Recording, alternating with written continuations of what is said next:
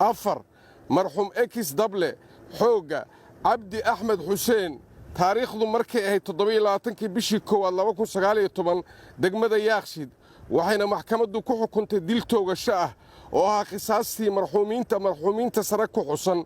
taariikhdu markay ahayd 1 bishii 2019 maanta oo ay taariikhdu tahay 26 bisha 10 2022 waxaa lagu fuliyey xukunkii dilka ahaa sidoo kale maxamed cali maxamed faarax abu hurayra 24 jir ah uu dil bareer ah u geystay marxuum ekis kormeere saddexaad dowladda hoose maxamed cabdi dhuxulow dawiil taariikhdu markay 5 bishii 2019 falkaas oo ka dhacay suuqa Siinaay ee degmada Warta Nabadda ee magaalada Muqdisho waxayna maxkamaddu ku xukuntay dil toogasho ah oo ah qisaastii marxuumka sare ku xusan taariikhdu markay 12 bishii 3 2020 maanta oo taariikhdu tahay 26 bishii 10 2022 waxaa lagu fuliyey xukunkii dilka ahaa wabillaahi tawfiiq